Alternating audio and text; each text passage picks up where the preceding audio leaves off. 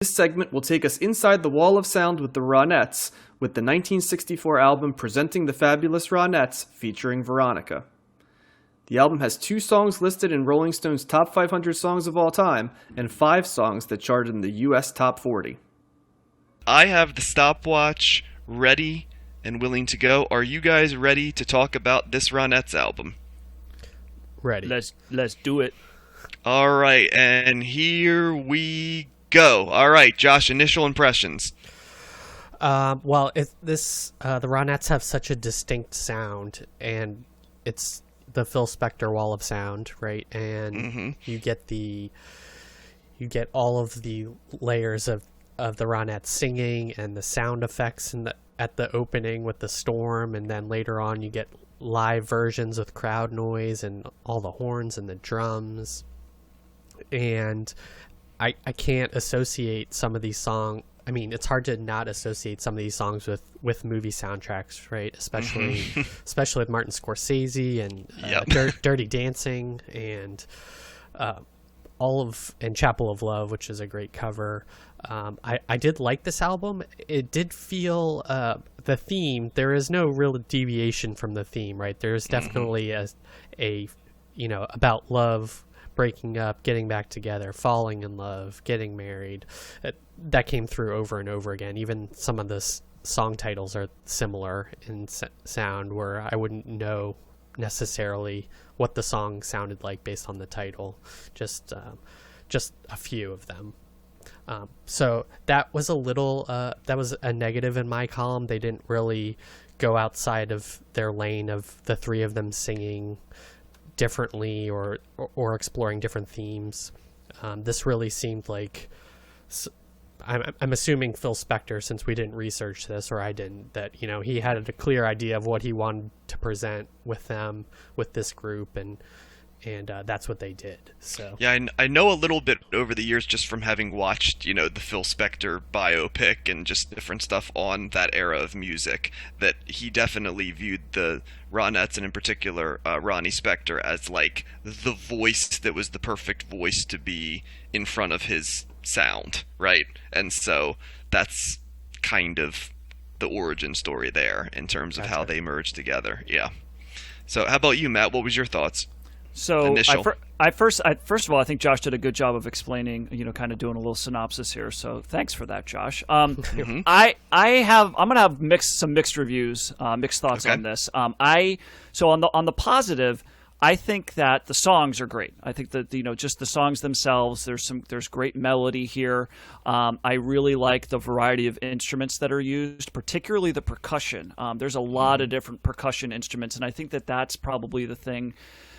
Along with Ronnie Spector's voice, which I do like as well, it's got that slightly raspy, velvety kind of vocals that I do like. But I really like the drums and the various percussion instruments that were being used, like the castanets. You hear that a lot. I don't know if you hear.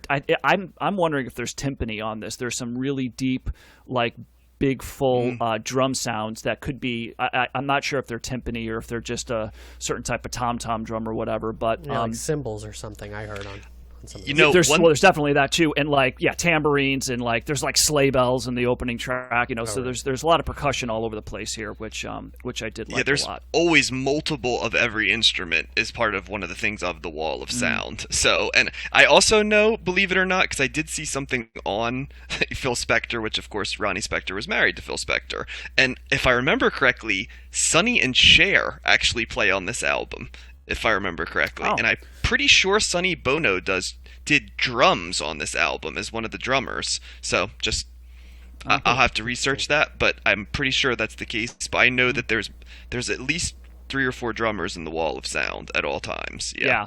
No, it's very noticeable. And then there's a lot of strings, and then there's some horns and keys. And the background vocals are good. So all the instrumentation, the songs themselves, the melody, all that stuff, I really enjoyed. I wouldn't say that I loved it, but I think it's really good. I mean, and then you've got songs like Josh said, "Chapel of Love," and then "Be My Baby," which is just an all-time classic. Yeah, that's that's one for the ages, really. Yeah, it's pretty much a perfect pop song. Yeah, exactly. My biggest problem with this is Phil Spector. Really? Okay. It's too. it's too echoey. Everything's kind of muted into the background, and I'm kind of like, okay, he's got all the instruments going. There's clearly a lot of sounds, hence the wall of sound. But I don't know. I felt like I feel like it hurt the overall sound of the album, because I wanted, particularly, in the middle part of the record, when I was just like, all right, can we get a little bit more clarity? Can we get a little bit more of a crisp sound? And you're not getting that here. You're getting a more of a muted and muffled sound. There's a lot of echoes that are going on, and by the end of the record, I'm just like, well, it's okay that's to kind do of the wall of sound, right? Yeah. The reverb from the echo, like the whole thing of the wall of sound is the reverb from the echo, right? Well, so, and I guess I thought it was always just like just the sheer number of instruments that he was using and the different things that he was doing. But I was kind of, I think that took something away from this. And, if I'm comparing this to anything that we've done before, I would have to go to the, the Supremes, when you and I covered the Supremes. Yep. And I like that. I mean, same year. Okay, exactly right, and it's a very similar thing. It's a 3 female group trio, I believe that's what they're called, and it's very similar themes, right? So it's all about love and breaking up and sadness and things like that. But I much prefer that, because it just I think it was I like something a little bit more crisp, and I think that also with all that echoey kind of muted sound, it does sound a little bit more dated, and and maybe not more people weren't recreating what Phil Spector did, so it certainly, when you hear it, it's Phil Spector, but it's very distinct. I wouldn't say that I hated it, but I think I would have liked it had it, maybe you do it a little here, a little there, but I think the production really just took something away from me on this. There's no room to breathe, right? It feels like you're just like, right from the get-go, there is. Well, you got to remember too, like, how much do you guys know about the wall of sound? Because some of what you're describing, and it's very fair, and it's criticisms of it, but a lot of what you guys are saying you don't like is, so Phil Spector. So the wall of sound, like, first of all, Phil Spector hated stereo sound, right? Like, he only would record in mono. That was a big factor. So a lot of what you're hearing, like that lack of, because the last couple regular episodes of the show, right, we've talked a lot about listening to stuff on headphones, and this is not the type of album that listening on headphones is going to be a listen that it's going to enhance the listen, right, because it's coming through one speaker.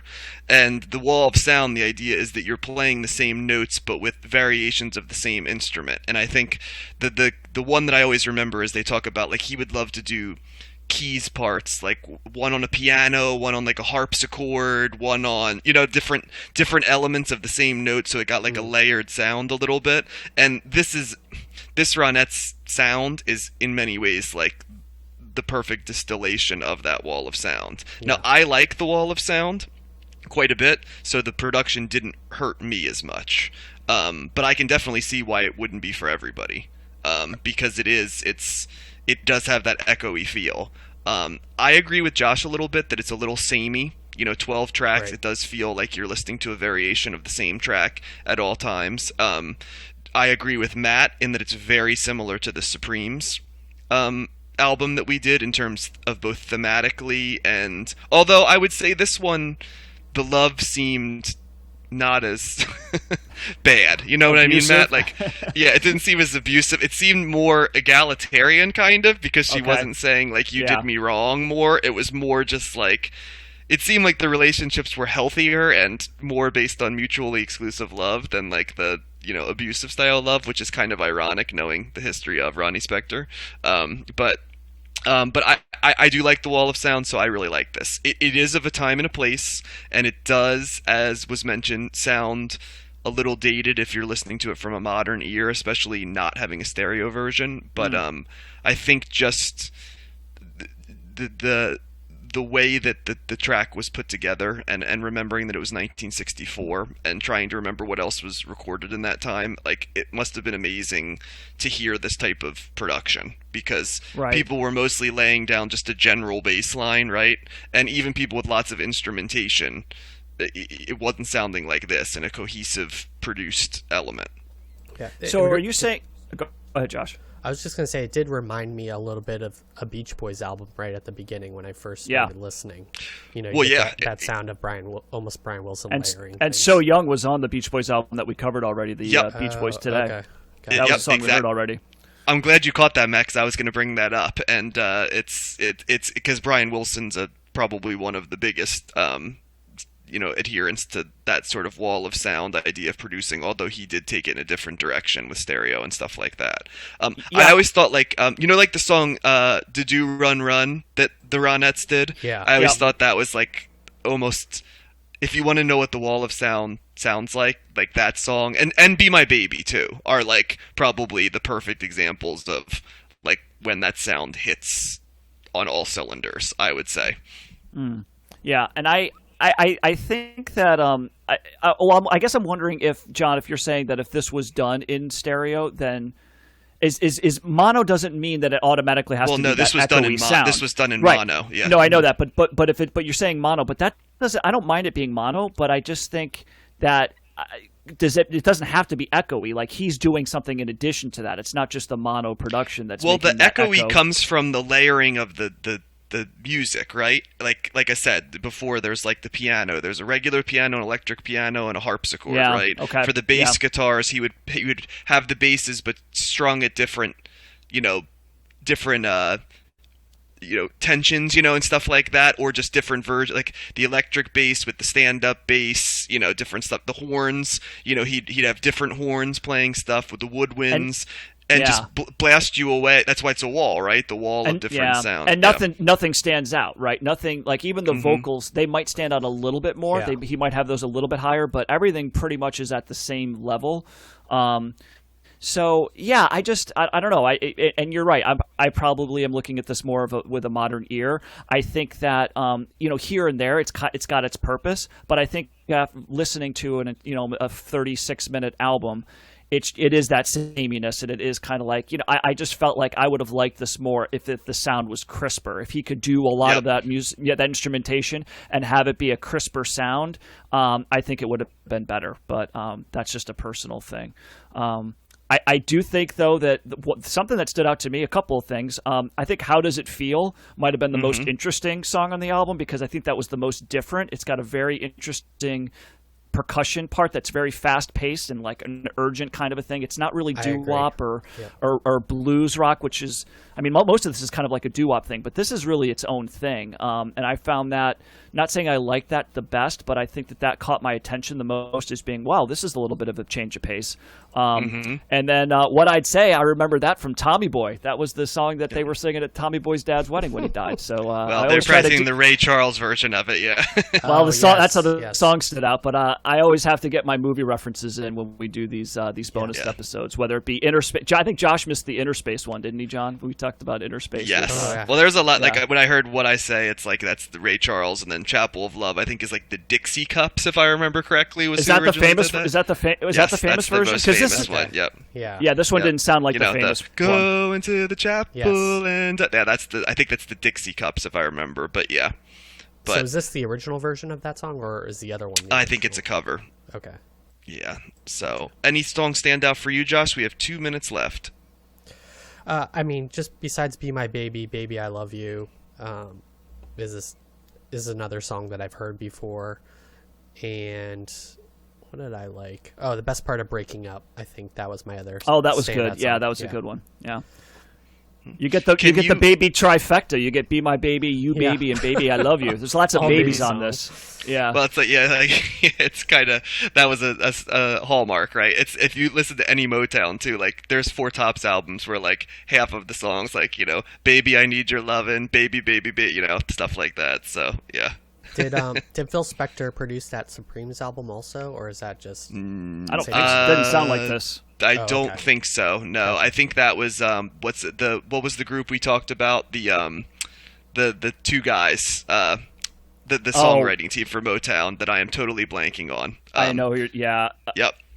Dozier, Holland, and Dozier. There you go. Like Dozier and Hollings. Yeah, there you go. Exactly. Dozier, and Hollings. Yep, that's who did the Supremes album. Okay. But yeah, the Supremes, the Supremes were definitely not. They were much more of a minimalist production. Yeah, I prefer that, Josh. If you listen to that, you'll see a difference in that production, and I think that's kind of what I would prefer. I prefer this, so it's kind of funny in that sense, because that was my big gripe on that Supremes album, was that it was like, I thought it didn't have a lot of heft, Yeah. But I'll kind of I'll add this too. I think Ronnie Spector's voice is fantastic. I like that like huskier voice, especially compared to many of her peers. I compare it to like Martha and the Vandellas, who I mentioned a lot in the Supremes thing. That they're kind of Martha Reeves and Ronnie Spector to me are the premier female group front women. So I do want to just throw that out there. So Just like Eddie Money. Just like Ronnie said back in the day. And what a perfect way to end this episode, because that actually got us to the 15 minutes right there. So that is it. These 15-minute segments fly by, don't they, guys? Mm-hmm. It's almost like you want to make sure that people got enough of it. But let's end with this recommendation: yay, nay, in the middle. Josh. Yeah, I'm a little in the middle. I would almost like to hear a best of compilation of the Ronettes and see what else. I think this is their only album. I think it's their only formal album, if I remember correctly. Okay. Yeah. We are gonna at some point get a 4-disc Phil Spector in mono set, so you will truly. That's one of the episodes that will be a standalone. So get ready, Matt, if you were overwhelmed here. Matt, what was your take? I think for a historical purpose, and there's good enough songs in here that I would recommend it, but it's not a strong recommend. It's historical. It's an important record, so I'd say yes for that. Yeah, and I'll go with my. Go ahead. I'm sorry, Josh. I was just gonna say I don't think it belongs on the top 100 necessarily. If we're gonna slot it in somewhere. No, I think in the Rolling Stone countdown it was 494 on the new charts, so that's how it ends up our way. I would say that as much as I love Motown and Wall of Sound and 60s girl group stuff, and I think it's been clearly established through the Cleaning the Attics that Matt and I did, the regular episodes and some of these that I do.